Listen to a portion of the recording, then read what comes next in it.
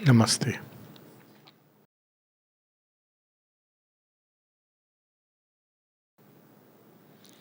4 अप्रैल को माता जी ने आश्रम का नव वर्ष बताया है और आश्रम का नव वर्ष, अगर इसको हम सांकेतिक रूप में देखें तो वास्तव में एक नई रचना, नए विश्व का नव वर्ष है, क्योंकि आश्रम is the cradle for the new world. एक नई सृष्टि की यहाँ रचना हो रही है जो मानव दृष्टि से नहीं समझ आती, लेकिन इसका प्रारंभ 4 अप्रैल से होता है। और इसका कारण ये कि 4 अप्रैल के पहले, 31 मार्च के पहले, 31 मार्च को शेरविन जैसे अपने शब्दों में कहते हैं, उनको आदेश मिलता है, he got the ceiling orders. और उस सीलिंग ऑर्डर्स के तहत वो डुप्ले नाम के जहाज में बैठ के कलकत्ता से पौंडीचेरी आते हैं। पर एक दृष्टि अगर हम डालें पीछे, तो 31 मार्च 1910 के पहले जो कुछ अनुभव, रियलाइजेशंस संभव थे मानव सीमा के परिधि में, वो सब श्री अरविंद को हो चुके थे। The realization of nirvana, the realization of the experience of Vasudevam sarvamiti, Satchidananda Brahma, all these experiences and realizations he had before starting for Pondicherry. तो अगर हम एक तरह से देखें तो पुरानी सृष्टि, ओल्ड क्रिएशन का जो पीक संभावनाएं थी, श्री अरविंद उसको प्राप्त कर चुके थे। उस पीक संभावना के बाद क्या था? मोक्ष अथवा लय। मोक्ष, उनको निर्वाण की प्राप्ति हो चुकी थी, अनुभव, लेकिन वो परम मोक्ष, फाइनली डिसोल्यूशन या लय। पर श्री अरविंद थके हारे पथिकों की भांति मोक्ष की खोज में नहीं थे। ना उनको किसी व्यक्तिगत उपलब्धि या संसिद्धि की कोई आवश्यकता थी, ना उसकी ओर उनका झुकाव था। वो तो सृष्टि की पीड़ा, उसका समाधान प्रारंभ हुआ था भारतवर्ष के उत्थान, भारतवर्ष की स्वतंत्रता, जो इसलिए आवश्यक थी ताकि विश्व बचाया जा सके। तो जब वो यहाँ पर आते हैं, अपने चरण रखते हैं 4 अप्रैल यानी 4/4 शाम को 4 बजे 1910 में, तो हम ये कह सकते हैं कि एक प्रकार से एक नए संसार की, नई सृष्टि की नींव रखने का प्रारंभ, ब्लूप्रिंट लेके वो आए हैं। अपनी उनकी एक बड़ी सुंदर कविता है द इन्फिनिट एडवेंचर, उसमें वो कहते हैं कि मैंने अपनी बोट को एक अनंत के सागर में के बहाव में छोड़ दिए। जो कुछ सीमित है, इवन रियलाइजेशंस की सीमाएं थी, तो उसको उन्होंने प्राप्त कर लिया था। अब वो एक नई चीज, नई सृष्टि करना चाह रहे हैं, इसलिए वो यहाँ पर आते हैं। अब बड़ी इंटरेस्टिंग बात है, आते हैं, उसका थोड़ा सा बैकग्राउंड तो सबको पता है। सबसे पहले उनके सुरेश चक्रवर्ती मोनी, जो उनके ब्रदर इन लॉ मृणाली देवी के भाई थे, और सॉरेन बोस, ये लोग, सुरेश चक्रवर्ती उनके साथ स्वतंत्रता संग्राम में थे, वो सबसे पहले आते हैं। आके वो एक बैकग्राउंड प्रारंभ करते हैं। और यहाँ की भूमि पर एक ग्रुप था, स्वदेशी ग्रुप, जो सुब्रमण्यम भारती एक मैगजीन एडिट करते थे। तो वे लोग भारत के लिए, भारत की आवाज़ थे पौंडीचेरी के अंदर, लेकिन पौंडीचेरी फ्रेंच कॉलोनी में आता था, टेरिटरी में आता था। तो उनसे बातचीत करके ग्राउंड तैयार करते हैं। और उसकी एक बड़ी थोड़ी सी अद्भुत बात यह है, मज़ेदार बात यह है कि वे सब लोगों को जब पता चला कि श्री अरविंद आ रहे हैं, तो श्री अरविंद तो तब तक एक शीर्ष के नेता, the rising star of Indian politics, ऐसे जिनके ऊपर, जिनकी तरफ सारा देश देख रहा था, यहाँ तक कि पूरा ब्रिटिश साम्राज्य जिनसे भयभीत था, तो वो श्री अरविंद आ रहे हैं। तो इन सब ने सोच लिया था कि ये तो फ्रेंच टेरिटरी है, यहाँ पर तो अंग्रेज कुछ कह नहीं सकते, तो हम बड़ा भव्य स्वागत करेंगे। ढोल नगाड़े पीट करके श्री अरविंद आ रहे हैं, माल्यार्पण करेंगे। अब श्री अरविंद परफेक्ट जेंटलमैन, थोड़े शर्मीले, थोड़े हटीले। शर्मीले मतलब वो कभी भी पब्लिक आई के ग्लेयर में नहीं आना चाहते थे। इनफैक्ट पब्लिक ग्लेयर से श्री अरविंद बचते रहे। जब यहाँ पर गांधी जी आए थे, तो श्री अरविंद ने उनसे मिलने के लिए मना किया था। उसका एक कारण ये दिया था कि वो आएंगे तो बहुत सारे लोगों के साथ भीड़ लेके आएंगे, and I don't want that. और उन्होंने कहा कि दर्शन डे पर आ सकते हैं यूजुअल वे में, अलग से मिलना इज नॉट, अब उसके पीछे और भी दूसरे कारण भी थे, बट वो एक अलग बात है। तो हमेशा वो पब्लिक ग्लेयर से श्री अरविंद बचते रहे। और एक जगह लिखते हैं कि वास्तव में मुझे पीछे से काम करना बहुत प्रिय है। मेरा पसंदीदा तरीका है कि पीछे से मैं यंत्रों को, मनुष्यों को, उनमें अंदर शक्ति डाल के उनको उनसे काम करूं, बिल्कुल जैसे श्री कृष्ण कुरुक्षेत्र के युद्ध में। फिर वो कहते हैं, it was the British government which spoiled my plan. पीछे से फ्रॉम 1902 श्री अरविंद ही थे जो इस, देखा जाए तो he started the freedom movement in its new form. उसके पहले चिंगारी बुझ गई थी रानी लक्ष्मीबाई की, उसके बाद आप देखेंगे कि एक लंबा पीरियड है, लल है, और 1902 में श्री अरविंद स्टार्ट करते हैं कुछ लोगों से मिलकर एक रिवॉल्यूशनरी मूवमेंट, आर्म्ड रिवॉल्यूशन भी अगर ज़रूरत पड़े। लेकिन फिर वो ब्रिटिश गवर्नमेंट ने श्री अरविंद के प्लान को कैसे चौपट किया, ये पता चल गया उनको कि यही है, और सब के सामने उजागर कर दिया। तो श्री अरविंद एक नए तरीके से कार्य, और एक भारत स्वतंत्रता के लिए जो कुछ आवश्यक था उन्होंने, he had led those lines of forces. ये लाइन्स ऑफ फोर्सेस क्या होती हैं? कोई भी चीज़ जब भौतिक जगत में मैनिफेस्ट होती है, उसके पहले वो सूक्ष्म जगत में, स्वप्न जगत में, या अगर हम मानवीय भाषा बोलें तो कल्पना जगत में, वो पहले मैनिफेस्ट होने लगती है। आप देखिए सृष्टि कैसे होती है, पहले कल्पना जगत में कल्पनाएं उठती हैं, तरंगे उठती हैं भावनाओं की, मन के अंदर विचार उठते हैं, उसके बाद वो धीरे धीरे आपके विल को काबू में लेते हैं, फिर विल उस दिशा में काम करने लगती है, और फिर एक सृष्टि शुरू हो जाती है। हर एक सृष्टि इसी प्रकार से होती है, पहले सूक्ष्म जगत में होती है, फिर स्थूल जगत में होती है। तो जिन लाइंस पर चल के भारत को स्वतंत्रता मिलेगी, ये ऑलरेडी फिक्स कर लिया था उन्होंने। वो सब उनकी राइटिंग्स हम देखें तो स्वदेशी की बात है, पैसिव रेजिस्टेंस की बात है, बॉयकॉट की बात है, सारी बातें हैं। और फिर वो यहाँ आ गए थे, तो ये लोग सब कि हम स्वागत करेंगे ढोल नगाड़े से। और नेचुरली सुरेश चक्रवर्ती जानते थे, उन्होंने मना कर दिया, ये सब श्री अरविंद को प्रिय नहीं है। तो श्री अरविंद आते हैं और विजय नाग उनके साथ आते हैं, वो उतरते हैं, और सबसे पहले जिस घर में जाते हैं, शंकर शेट्टी का घर। शंकर शेट्टी के घर में एक जो खास बात ये थी, इनकी संतान नहीं थी, और इनके घर में कई योगी रुके हैं। उनमें से एक थे स्वामी विवेकानंद और फिर Shri Aurobindo. It is very interesting. हाँ, स्वामी विवेकानंद भी रुके हैं उनके घर में, और इनकी संतान नहीं थी। इनकी वाइफ को यही लेमेंट होता था कि मेरे घर में इतने योगी आए, इतने महात्मा आए, लेकिन मैं संतान विहीन हूँ।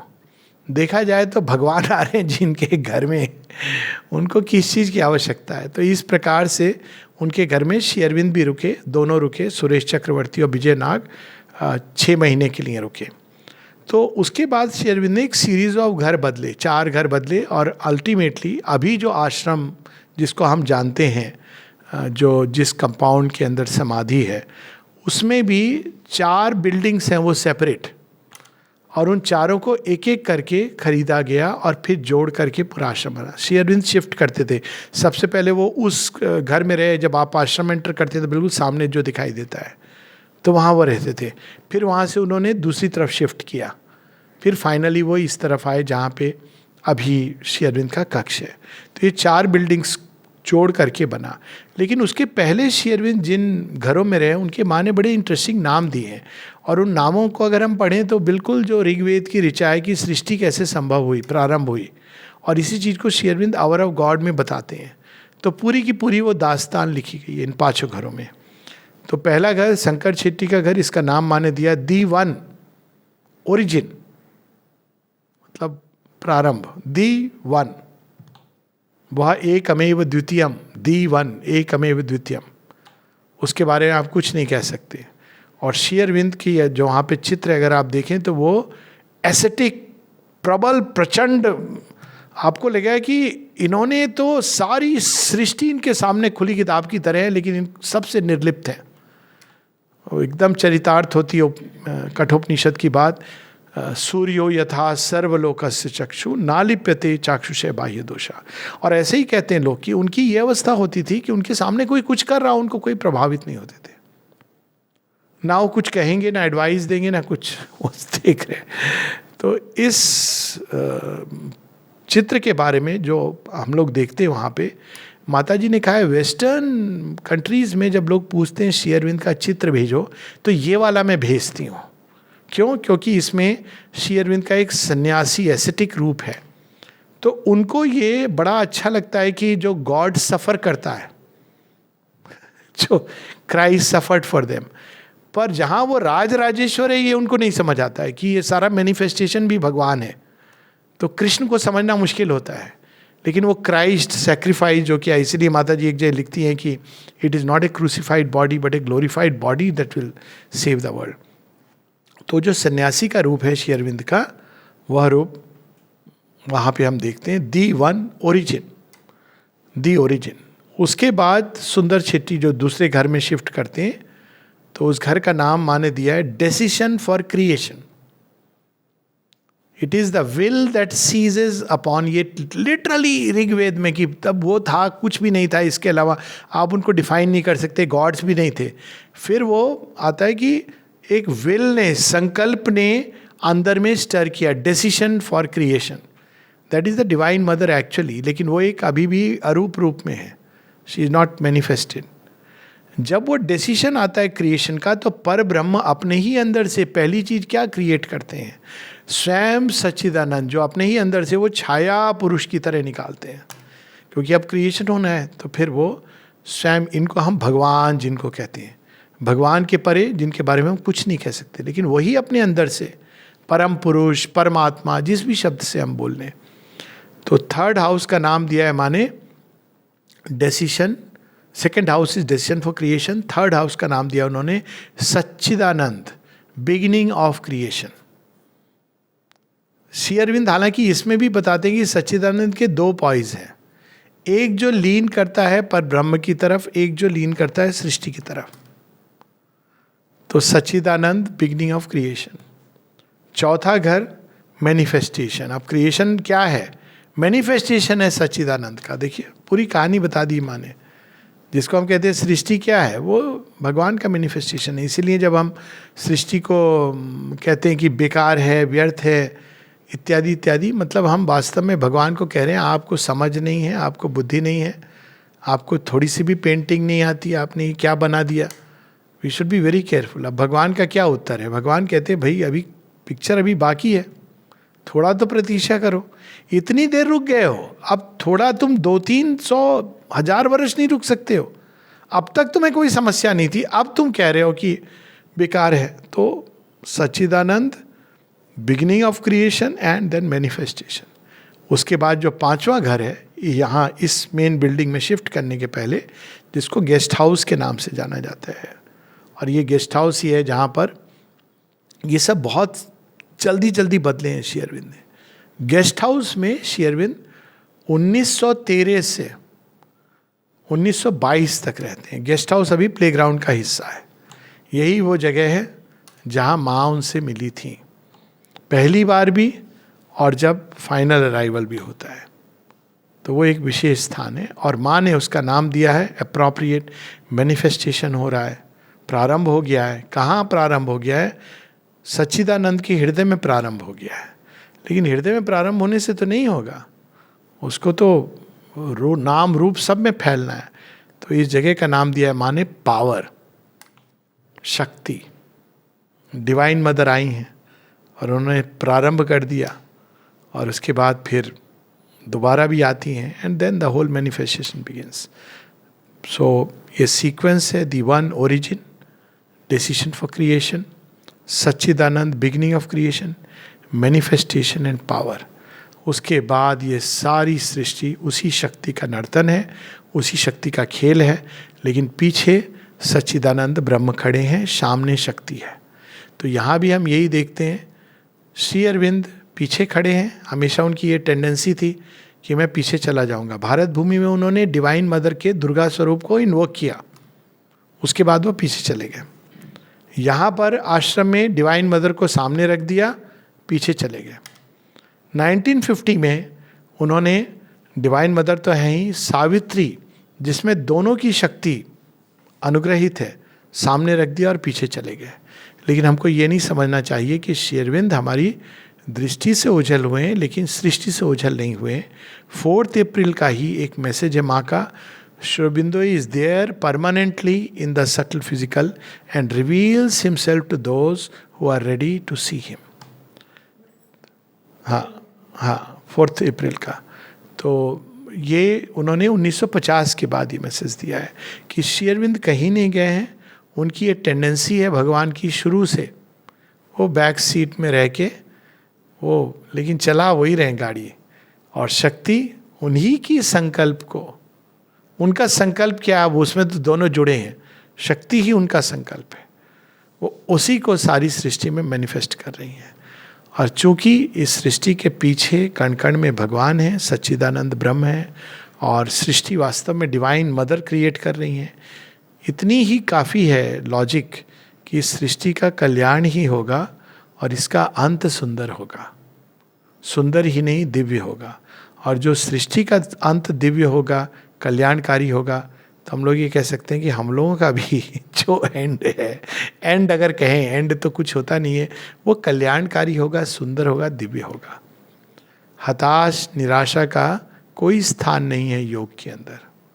All depression, despair, pessimism is a tail of the devil. क्यों स्थान नहीं है?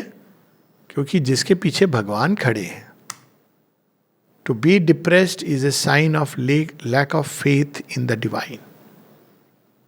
इतना ही काफी है कि भगवान खड़े हैं, उसके आगे कुछ नहीं चाहिए। और इसको अंत में हम लोग उसी से करेंगे जो श्री अरविंद का एक एफोरिज्म है। एक तरफ श्री कृष्ण अकेले और निहत्थे, दूसरी तरफ पूरा संसार सारी शक्तियों से लैस। चुनाव करना हो तो अकेले निहत्थे कृष्ण को चुनो, बाकी सब वो हैंडल कर लेंगे। इसी विश्वास के साथ हम लोग आज नव प्रारंभ करें, आश्रम का नव वर्ष, नई सृष्टि का प्रारंभ। इसका आधार यही है। What is the basis of this yoga? Is this faith that the divine is immanent in creation? ये श्री अरविंद की सृष्टि है, माता जी की सृष्टि है, और कितना भी मनुष्य कुछ भी कर ले, it will arrive at it supramental fulfilment. एक जगह श्री अरविंद कहते हैं, माता जी ने कहा है इसके बारे में, Shri Aurobindo told me that he has so arranged things that whatever may happen, the supramental realization, manifestation is going to take place. आप just imagine करिए, he has so arranged things. सब देख लिया उन्होंने, क्या क्या घटित होने वाला है व्यक्ति के जीवन में। और वास्तव में श्री अरविंद के रिकॉर्ड्स ऑफ योगा और एक पूरी लिपि जो कहते हैं कि गायब हो गई, जिसमें श्री अरविंद ने सारा सब कुछ आगे का, वो त्रिकालदर्शी थे, वो रिकॉर्ड्स ऑफ योगा में तो उन्होंने मेंशन किया है, सब देख लिया है, सब जगह कहाँ पे क्या दांव पेच कैसे। लगता है कि कृष्ण के टर्म्स पे गेम नहीं हो रहा है, कंस के टर्म्स पे हो रहा है। वही इनवाइट कर रहा है, लग रहा है कि कंस बड़ा चतुर है। टर्म्स तो कृष्ण के ही हैं। कंस भी जो आ रहा है, कंस भी जो बुला रहा है, वो भी श्री कृष्ण की ही लीला का भाग है। दुर्योधन जो मना कर रहा है 5 गांव, वो भी श्री कृष्ण की लीला का भाग है। और जब गांधारी कर्ज करती हैं, जिसको श्री कृष्ण अपने ऊपर लेते हैं, वो भी श्री कृष्ण की लीला का ही भाग है। क्या कर्ज करती हैं? मेरे कुल का नाश हुआ, तुम्हारे कुल का भी हो जाए। बाहर से श्री कृष्ण कहते हैं बिल्कुल, अंदर मुस्कुरा रहे हैं, यही मैं चाहता था। बड़े अहंकारी हो गए हैं यदु कुल वाले, कुछ तो साधन बने, मेरे कुल के लोग हैं, उनका नाश कौन कर सकता है? एक तपस्विनी का श्राप ही कर सकता है। कहते हैं माता, मैं प्रेम पूर्वक आपके श्राप को ग्रहण करता हूँ। सो उस दृष्टि से देखें, बाहर से हम देखते हैं तो पात्र हैं, ये है वो है, और अंदर से देखें तो वास्तव में वही चतुर खिलाड़ी भी है, वही खेल भी है, वही खेल के दांव पेच भी है, खेल की उठापटक भी है, वही खेल का प्रारंभ है, वही खेल का अनादि अनंत है। नमस्ते।